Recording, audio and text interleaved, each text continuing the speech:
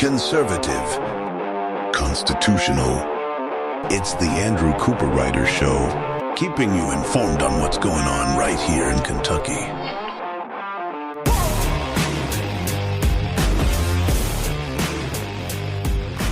And welcome, everybody, to another amazing day right here on the Andrew Cooperrider Show. Today, we'll be digging into House Bill 1. This is a one-time spending project bill that totals about $2.7 billion of one-time spending. We'll be taking a look at what's in that our Kentucky legislature has passed, what to draw your attention to. We'll dig through some of it. It's a few pages long, obviously.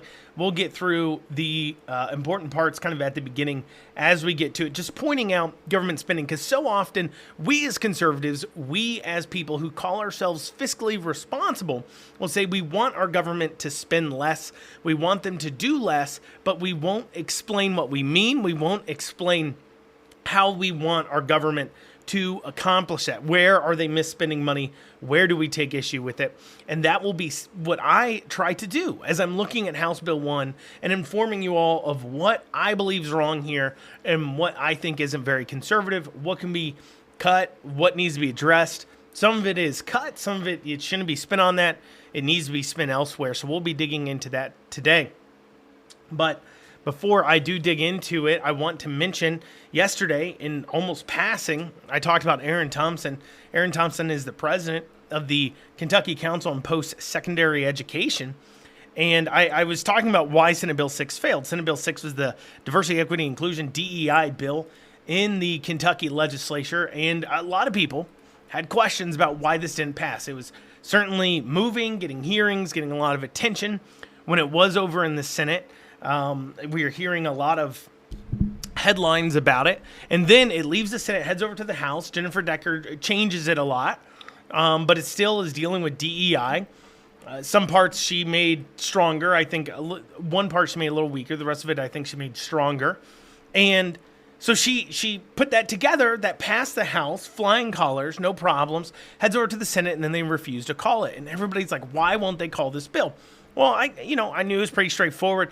Is because of Aaron Thompson, who is the president of the Kentucky Council on Post-Secondary Education, and that is the board and group that is a government organization that's over all the public institutions, as well as the Kentucky community and technical college system.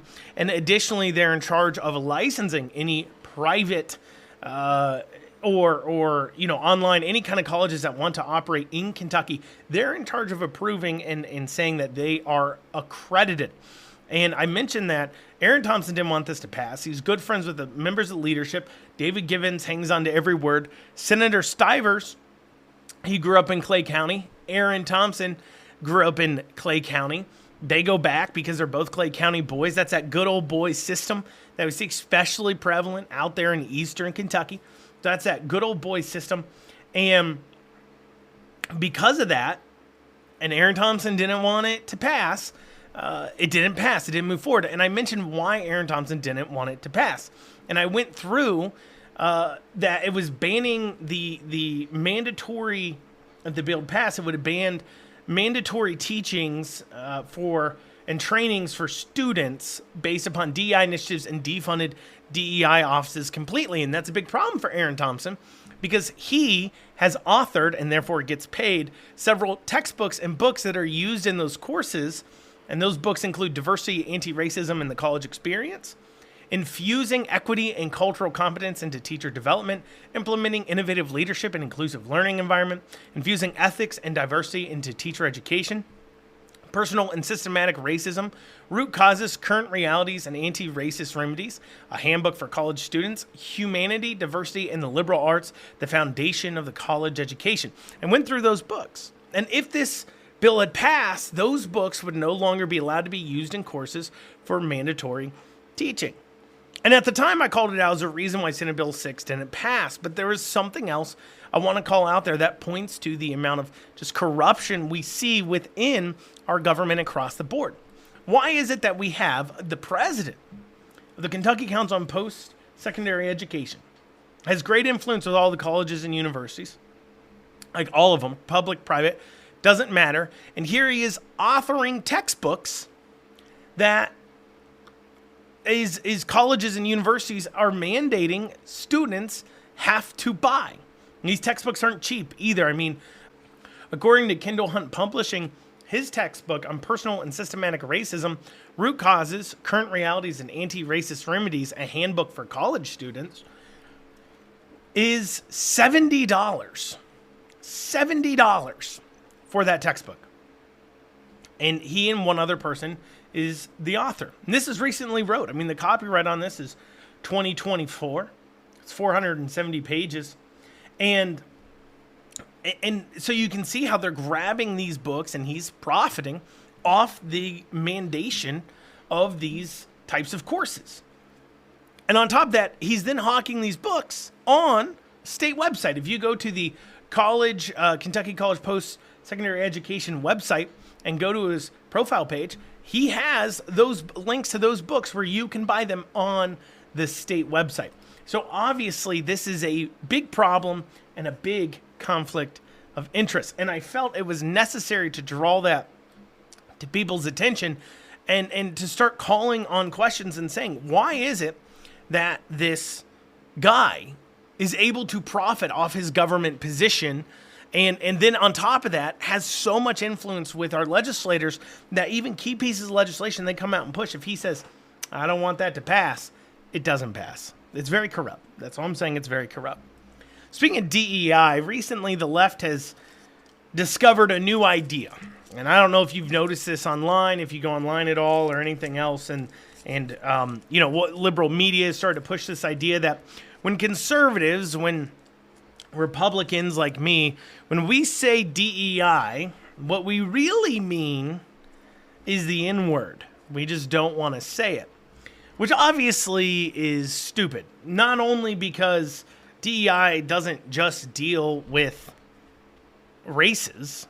DEI doesn't just deal with, the critical race theory, race things. DEI also deals with things like the LGBTQ gender agenda. That gets rolled into DEI initiatives. Cultural heritage, which isn't to do with black people. I mean, it deals with more than just black people. There's more than one race of minority in the country. And it doesn't just deal with, like I said, it doesn't just deal with race. It also deals with gender. It also deals with sexuality. And it's all of that wrapped together. And that doesn't work. And also, too, how does it work in a sentence? When I'm talking about DEI and I'm talking out against it, I say, we need to defund diversity, equity, and inclusion initiatives in colleges and universities because it takes individuals' tax dollars and spends them in order to forward racist policies that don't treat students equally based upon their merits.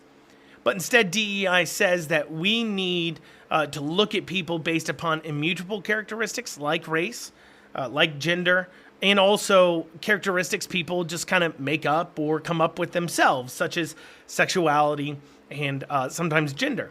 And I think that's wrong and inaccurate, and our government should treat everybody equally under the law. DEI initiatives by the government, therefore, are unconstitutional, I believe. Additionally, they are ineffective because we've seen minority groups in our colleges and universities declining over time. Ever since these DEI initiatives have been put in place, we've seen it going down. Therefore, I believe DEI initiatives are ineffective, racist, and unconstitutional, and therefore should be defunded. You just heard everything I said. Now, if you can, think back to all the words I just said and replace the word DEI with the N-word. None of what I said would make sense. It's clearly not being interchanged for it at all. But yet, the left has decided to cook it up, and anytime you as a conservative try to talk about it, now they're saying you really just want to say the N-word, but you're too much of a coward to do so. It's like, no, I don't want to say the N-word either. I'm literally just talking about DEI. I know you want to make everything about racism and about imputing evil thoughts on people, but it's really just not the case. Well, coming up after this, we'll be digging into House Bill 1, some of the one-time spending things. You're listening to the Andrew Cooperrider Show, your source for Kentucky politics. And you're back with the Andrew Cooperrider Show. So House Bill 1 is a one-time spending bill, and basically it is appropriating funds out of our budget trust fund. So we have what's called a budgetary trust fund here in Kentucky. And anytime we pull in more revenues than we expected in a certain category, or certain revenues weren't spent, so if they're appropriated for something, we end up not using it for that, that money then goes into this like savings account. And the savings account had gotten sizable. It was around $5 billion or so.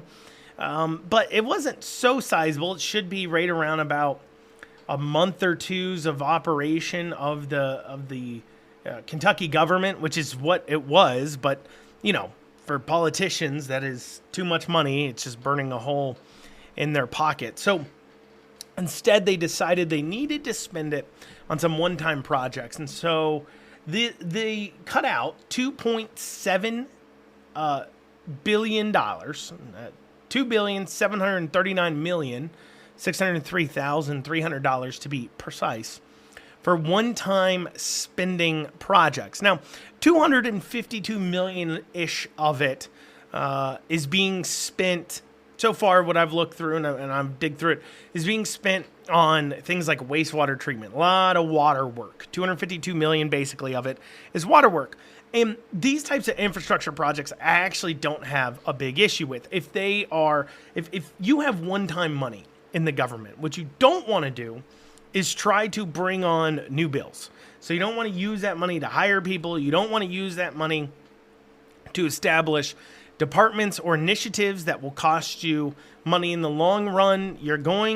If you have one-time money and for some reason you're not going to refund it to the taxpayer, in my opinion, it should either be spent on infrastructure one-time projects that were already needed, and you're trying to figure out how to pay for them, or types of one-time spending projects that if you spend the money now, it's cheaper in the long run. So like an example might be, let's say you live in a city that handles your trash and it's a part of city services, and they have a garbage truck, and that garbage truck keeps breaking down. But to buy new ones, like, I don't know how much garbage trucks are, but let's say it's $500,000.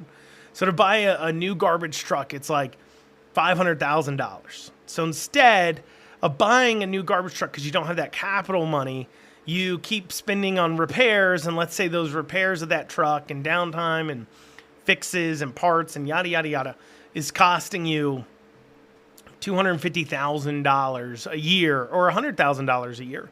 But if you went out and bought a new truck, it wouldn't need $100,000 a year's worth of repairs for 5 years. And so, or 10 years or however long. You understand what I'm saying? And so basically, if you go buy something new, you're going to have to buy it eventually anyways, but it can save you money over the next 5 to 10 years, because over that length of time, you would actually end up spending more than the new garbage truck would cost. So that's just an example of what I mean by upfront that saves you money over the long run. And then also doing infrastructure projects like these wastewater treatments that we're spending $252 million of this on, and water line treatments, I'm fine with that. Those are infrastructure projects we probably need to do anyways, and that's okay. If we're going to spend it on one-time projects like that, I guess that's okay. I don't want you spending it on new things. I mean, I either want you paying down debt, one-time projects, or return it to the taxpayer. One of the three. I certainly don't want you to waste it. But out of this $2.7 billion, a lot of it, I believe, is going to end up wasted or going to waste. Let's take, for an example, $50 million to the city of Louisville for a few different projects. And one of those include the Belvedere Park.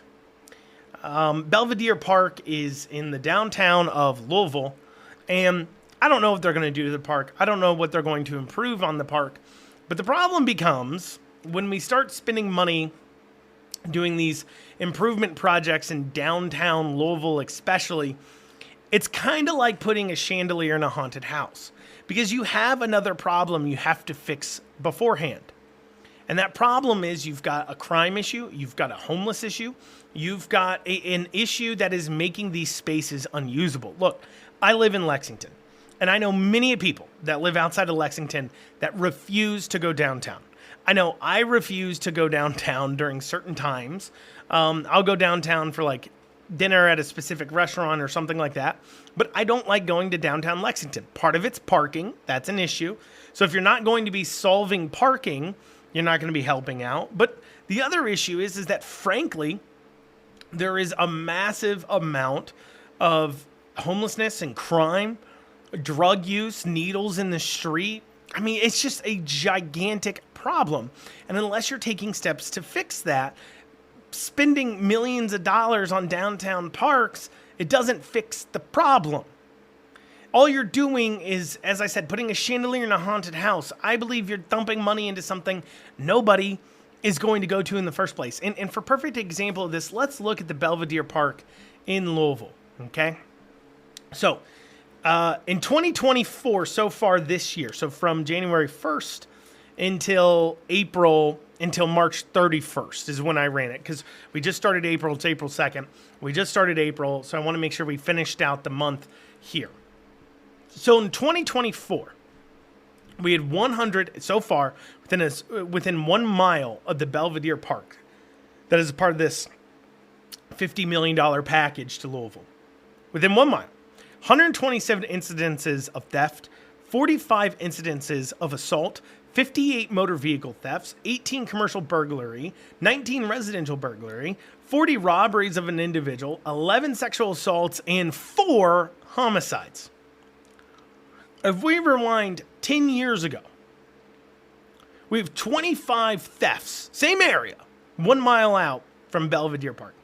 We have 10 years ago, same time frame, we have 25 thefts, 8 sexual assaults, 7 motor vehicle thefts, 5 assaults, 5 burglary of residential, 3 robberies, 2 commercial robberies, and no homicides or murders. You say, well, Andrew, maybe we've just seen a lot of population growth, but population of the city of Louisville has only grown 5% during that time. So from 2014 to 2024, all else being equal, you'd see a 5% growth in crime. So taking 25 thefts, if you increase that by 5%, that would now be 27 thefts. To remind you, this same area around Belvedere Park, over the same period of time now, 10 years later, has 127 thefts. Going to sexual assaults, once again, you had 8 sexual assaults in 2014, 5% growth in population. So you'd expect maybe one more sexual assault, go up to 9. Instead, it's 11. Motor vehicle thefts, 7 in 2014. At a 5% increase, that might go up 1 to 8. It went up to 58 motor vehicle thefts. 58. Assaults went from 5 to 45 assaults. It went from no murders to 4. At only a population growth of 5%. Maybe instead of dumping money into parks, we should be dumping money into making Louisville a safer place that people actually want to go to. This isn't a build it and they'll come, because where you're building it at is surrounded by unsafe neighborhoods. And people know it. It's why they're leaving the area. It's why they're having trouble attracting in businesses to the area. It's just the fact of the matter. And so instead of spending that money there, spending it solving those problems and not solving it by saying, well, we need to be nicer to criminals, but solving it by saying we need to start enforcing the law is a much better use of our money than to spend it on whatever we're doing with the Belvedere Park. I don't really care what we're doing. Doesn't matter because it's surrounded by a crime wasteland. Also, part of that $50 million is a community care campus, which is to help homeless housing and medical care group. They're also spending some of that on the Louisville Med campus. And then also they're spending that on the Louisville Gardens, which is a public-private partnership between River City Entertainment Group and the Louisville government. Now, this is from a press release in 2022. So the Louisville Gardens is a building that apparently has been vacant for some time. That was built in the early 1900s. And the River City Group is planning on turning this into a movie theater of some sort. A movie theater of some sort.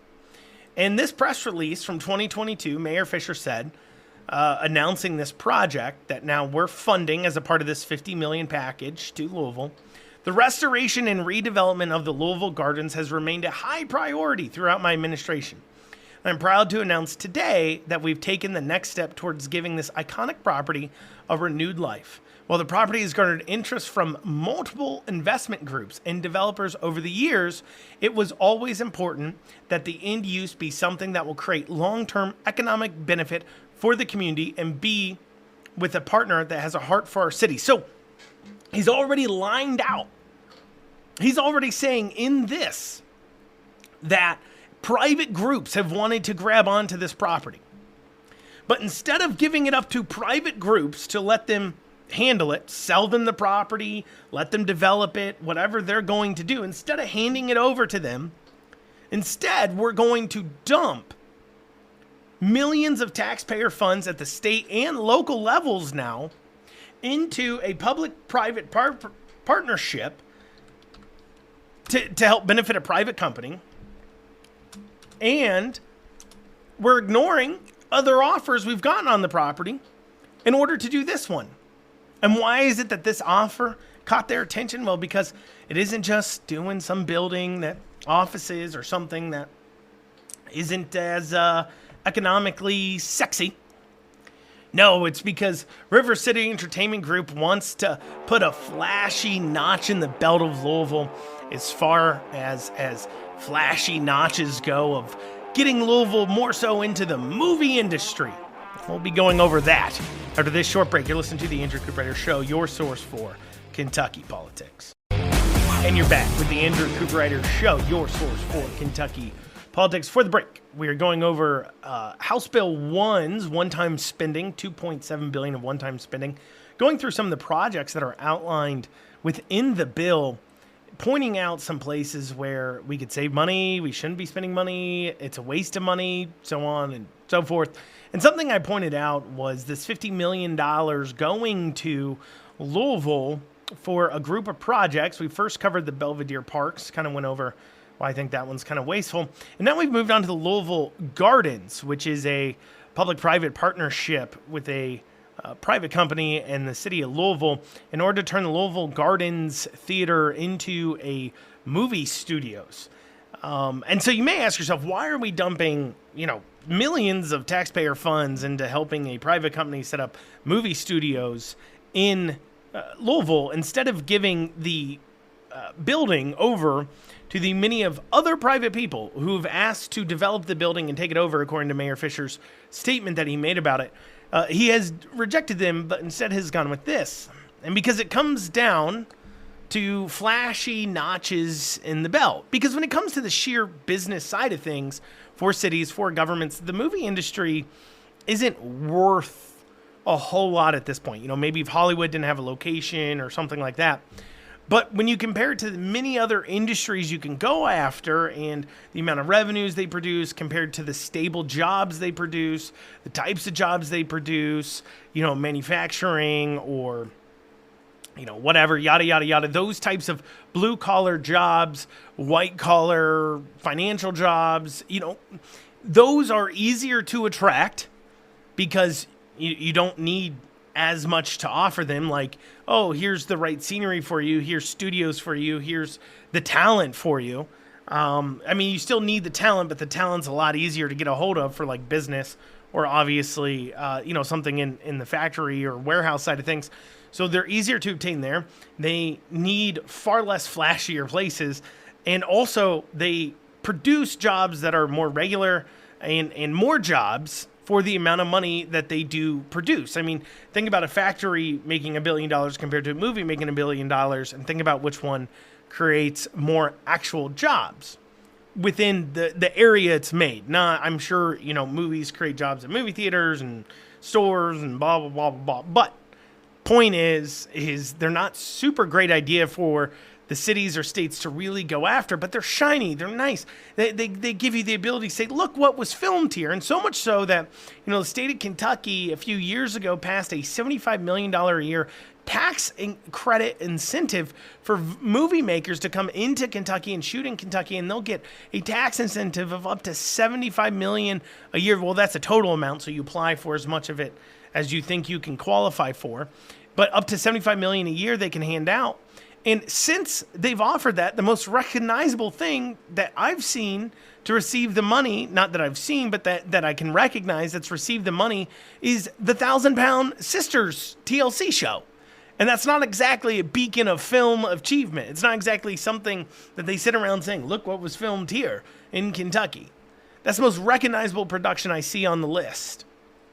But instead, they decide, hey, look, we're going to dump millions still going after these movie theater things, because when I go to the conferences, when I talk about my city, when I talk about my state, I want to say, look what movie was made here. It makes them feel special.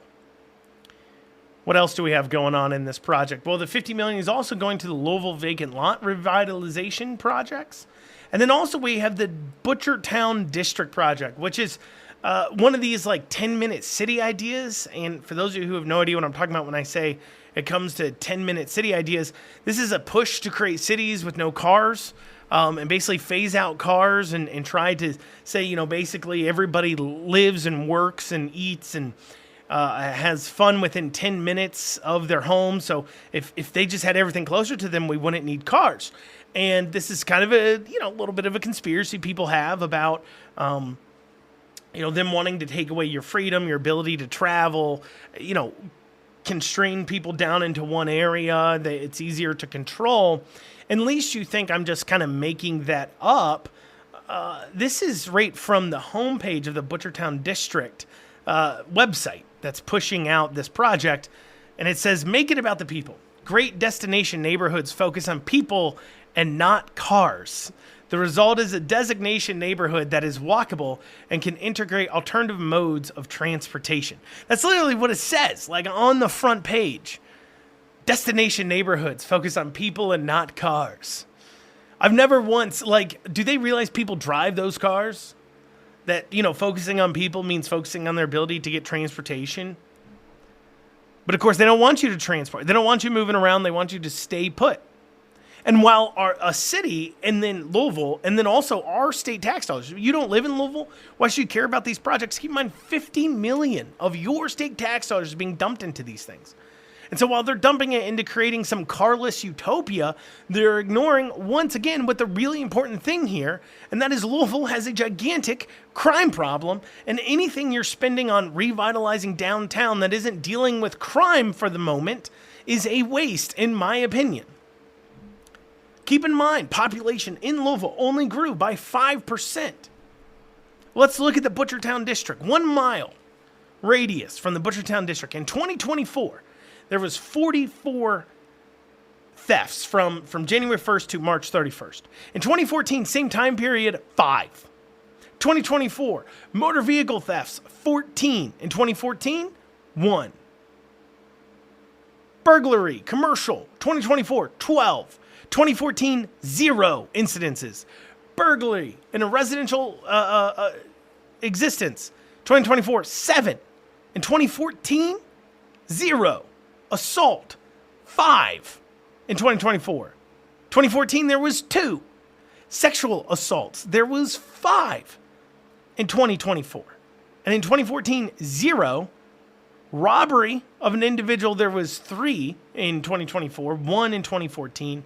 And murder, there was 1 murder in 2024, no murders in 2014. This is just, once again, you're dumping all this $50 million into putting chandeliers in haunted houses. And it makes no sense. So this is just, I'm just saying it. You can disagree with me if you want. And if you want to disagree, you can feel free to email me at info@theandrewshow.com. But you cannot continue to dump this kind of money into these neighborhoods. Nobody wants to go there because they're unusable. Unless your plan is to try to price everybody out of the neighborhood, which that's part of maybe what their plan is. We'll go into an example of that going on in Lexington here after the break. But unless that's your plan, this makes no sense at all. Deal with the crime issue, for crying out loud. Nobody's going to want to be there. No businesses are going to want to take part in your 10-minute community where everybody's getting robbed. I guess, though, if you have no cars, there can be no motor vehicle theft. So I guess that is one way to eliminate motor vehicle theft, is to take away the cars. That does, I guess, make some sense. So moving out of Louisville's $50 million, we got $10.3 million and another 1.7. So $12 million being given to the Pikeville Medical Center for upgrades of the facilities to include psychiatric and mental health ward, renovation intensive care units, operating rooms, labor delivery wards, so on and so forth. Now, this one's real funny. We got $10 million in fiscal year 2024 to the Department for Local Government Budget Unit to be distributed to the Lexington Fayette Urban County Government to support Lexington's transformational housing affordability partnership. So I'm going to go into that affordability partnership and go into why I think this is such a huge waste of money, not just for the people of Lexington, but of course the state. Because remember, no matter where you live, even if you don't live in Lexington, your state tax dollars are going into this. It needs to be addressed. We need to have this conversation. We'll have that after this short break. You're listening to the Andrew Cooperrider Show. Want to check out old shows? Head on over to theandrewshow.com. We'll be back. And you're back with the Andrew Cooperrider Show. So I've been digging through House Bill 1, a one-time spending package of about $2.7 billion from our Kentucky legislature that passed right before the veto period. I can't imagine, Bashir will veto too many parts of it. He may, I don't know, but he can't interject more. So this is pretty much what we're spending the money on, and I've been going through some different parts of this, just pointing out some things that I think are kind of ridiculous, places where we can save money. And I think that's important for us to do as conservatives. As I said at the beginning, we have to be more informed than just say spend less.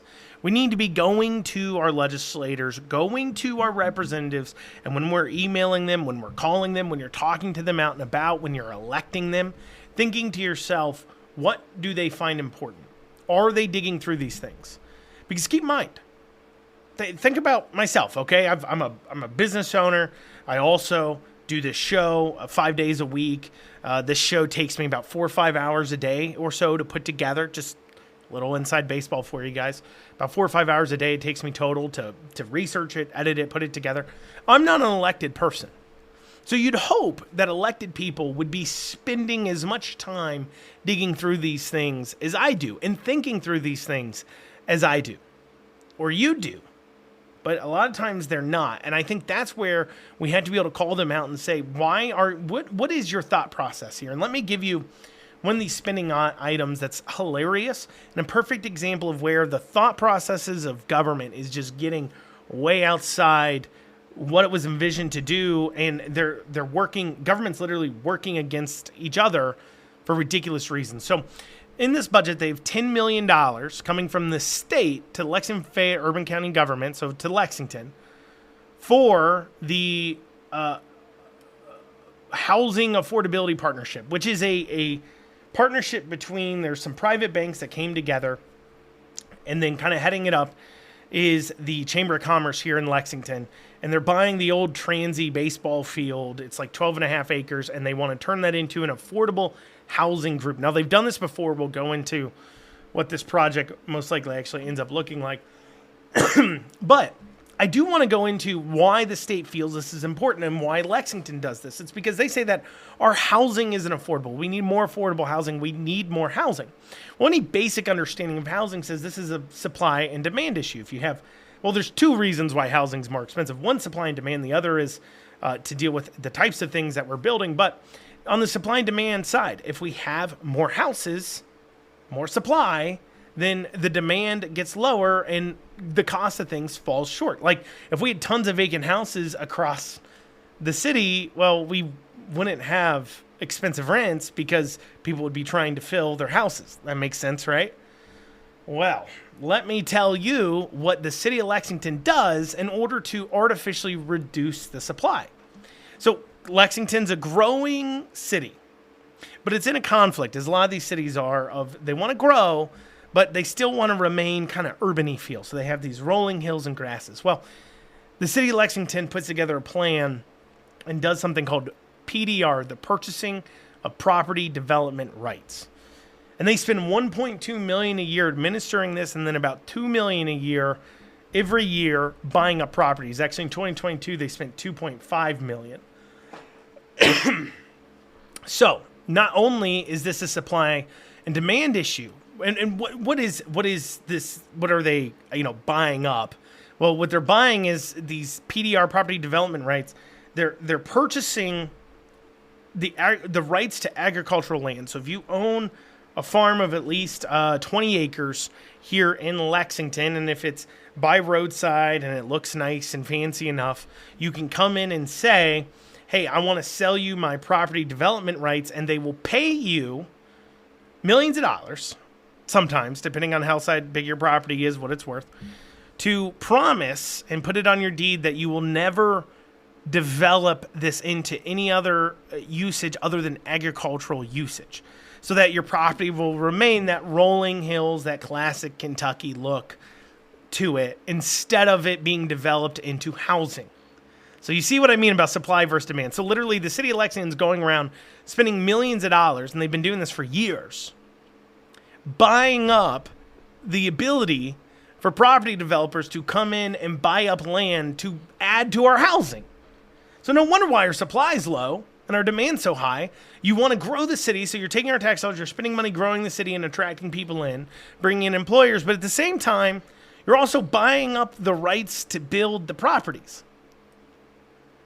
And you may say, well, they've done this for a few years maybe. How much do they really own? Well, according to Lexington Fayette Urban County Government's website, their property development rights agricultural land website, they currently have 31,085 acres of farmland held under contract by LFUCG under these property development right contracts.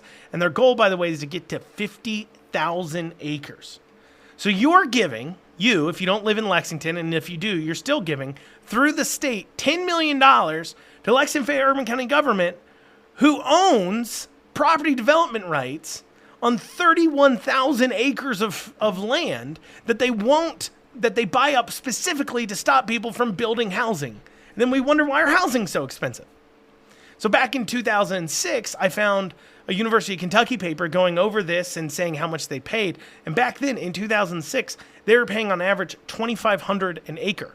So if the city of Lexington could, let's say, sell these property development rights today and sell them at $2,500 an acre, and it's probably worth more, but let's pretend, that means that the city of Lexington is holding $77.7 million worth, not a property, nothing they can really do anything with, not an investment of any kind, but a property rights. So not only could they sell this to fund their affordable housing projects themselves without going to the state and freeing up now the land for development that then could naturally drive down the prices and create more supply in the market, but that's not what they're going to do. So they created this crisis with millions of dollars of taxpayer funds. And you say, why? This makes no sense. Why do they do this? And it goes back to shining notches in the belts. They want those rolly hills, but then they also realize they have a housing issue. And so they're saying, oh, well, look, we're going to build this affordable housing. But this group who's building this so-called affordable housing, they've done this before. For those of you that live in Lexington, at the corner of Midland and 3rd, where you see that Deviate Kitchen, those apartments right behind there, those were built under the same type of idea, affordable housing, built by the Chamber of Commerce in order to, quote unquote, serve the people of the area. And those so-called affordable housing units rent at $1,080 a month for a one-bedroom apartment. Now, they do have some Section 8 units in there, and that's part of why they're affordable housing. They offer Section 8 housing, or they'll take the vouchers, but it's still $1,080 a month, and there's all kinds of requirements, too, because they're mostly 1 or 2 bedrooms. So they can't take in families that are looking for a place to rent. They can only take in individuals looking for a place to rent. So basically, they built a bunch of apartments that cost $1,080 a month, according to Thumper, that's one bedroom, and then they have some two bedroom.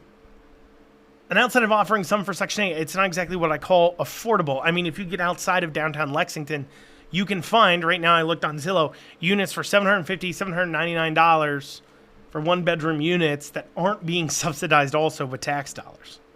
And why is it that it costs so much? Well, if you've ever been in the units, I actually have. They've got nice countertops and high ceilings and fixtures, and it looks nice. They're nice units. They're far more than just the bare minimum, and I think that's part of the problem. You want to create affordable housing, what you should be doing is building, 3-bedroom, 1-bath starter homes again, without the granite, without the fancy countertops and light fixtures and modern appliances. Give people the affordability of bare bone necessities in what you call a home. I mean, it's the same thing we see with cars, right? They cost a lot more, but all of them come with a lot more. Give us the choice again of a crank window manual car that's new for like $12,000. Something that, Nissan used to do in the Versa. Bring these things back. Bring back the 1-bedroom, 1-bath, 3-bedroom, 2-bedroom starter homes that don't have a lot of extras. But, of course, that doesn't build these 10-minute cities where no cars are needed. It's not fancy. It's not notch in the belt. You can't drive around all the fancy executives and say, look what we built. We've gentrified this neighborhood and made it affordable for nobody. But actually, we did it with taxpayer funds, calling it affordable housing. Well, that's what we have time for today. Tomorrow, we'll probably dig some more into some of the spending projects here. You're listening to the Andrew Cooperrider Show, your source for Kentucky politics.